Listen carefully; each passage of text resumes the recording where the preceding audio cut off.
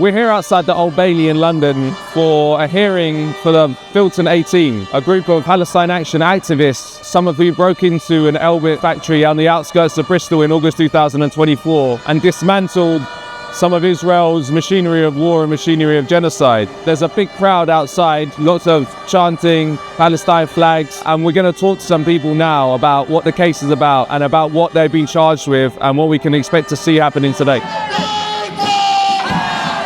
Today we're at a hearing for the Filton-18. The Filton-18 is made up of a group of people, some of them who entered a factory that is owned by Elbit Systems, as Israel's largest weapons manufacturer. On entering, they dismantled quadcopters. The quadcopters being the devices that come down after a bombing and slaughter whoever is still alive. They detect the surviving pulses and they shoot at those pulses. 6 activists dismantled those. There was a shipment that was due to go to the Zionist entity to be used against Palestinians. The further 12 were then arrested, allegedly in association. They started pulling people that they believed had something to do with it. And Zoe's strength of conscience is so powerful that she felt she had to act herself as a UK citizen with signatories of the Geneva Convention. She had to act for herself to uphold the laws that our government is breaking. They're not being charged under the Terrorism Act, but their conditions are reflective of they're using terrorism legislation to hold them in a certain conditioning. Exactly. So they haven't been charged with terrorism, they've been charged with what you could call normal criminal charges. The original 6, they were held incommunicado, which the United Nations has identified as enforced disappearance. They were rearrested under counter-terrorism legislation. They've entered prison as high-risk prisoners, which means any rights that they might have had as prisoners have been stripped from them. It means that families have had violent raids on their homes. It means that some young people under the age of 18 were handcuffed in the snow in the middle of the night because they were the brother of an activist. So it's been shocking the way that the state is trying to use legislation to see whether they can use such expansive powers against Palestine Action. It's incredibly emotional to be standing here and seeing the support, but also to know my little brother is inside right now. Last November, Cameron was amongst the 8 that were remanded without trial, and they were violently ripped out of our lives through the use of counter-terror powers.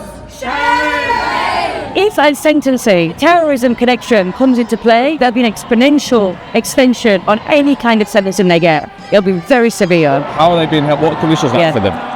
First of all, they've been held over what is the usual limit for remand, which is 6 months. And some of them are looking, if they don't get bail, up to 2 years on remand before trial. They are isolated in cells of their own. NAO was put in order, so they weren't allowed to communicate with each other. Muslim prisoners weren't getting to attend Friday prayers. Visitation rights were reduced because they couldn't be in the same visitation at the same time. There were a lot of invasive tests being done against them.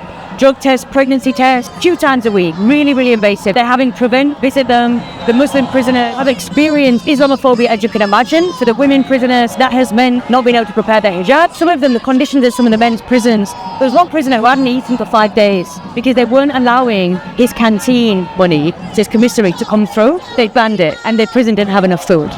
So they just didn't feed him. His toilet's blocked, he can't even go to the toilet. His toilet's broken in his cell. And they're locked inside for 23 hours a day, some of them. Obviously, as you've been mentioning, this is about the state sending a signal to people like you, to other activists, to journalists, to everyone, that pro-Palestinian activism, anti-genocide activism is not to be tolerated in the UK. What's the feeling amongst the Palestine Action activists? The Filton-18 case has, for one, been the biggest mobilisation of supporters, which says a lot about the masses of the general population's feeling towards Palestine Action. With or without that, we would have the same answer, is that we won't be intimidated into allowing a genocide to continue.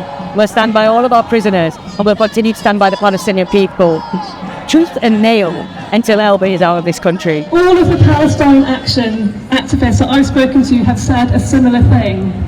They would rather risk prison than hear of another child killed in Gaza, knowing that they had done nothing to stop it. What do we do? What do we do? The West Bank is under attack. What do we do? What do we do? I'm here today to support the Filton 18. Some of my friends are inside. One of my good friends is inside, who goes by Q. Her home was raided when she was 19 years old. There are 4 students as well inside, so it's our responsibility as people of conscience to support the Filton 18, who have upheld international law, who have made us have faith in humanity, and who have showed us that they will not stay silent in the face of oppression. The perseverance and the resilience from inside those prison walls and standing up against injustice even from inside those prison walls is, I don't even have the words to describe it. It's truly, truly incredible. It's incredible. Their intentions are so pure when it comes to the cause. And they said, even if I'm inside prison, I want to make sure that the movement is growing outside. And I know the Palestinians see their resilience and their strength, because we've seen even on the rubble, Palestinians are writing, free the Filton 18, we are all Palestine Action. I am Fatima Zainab's mom, and I'd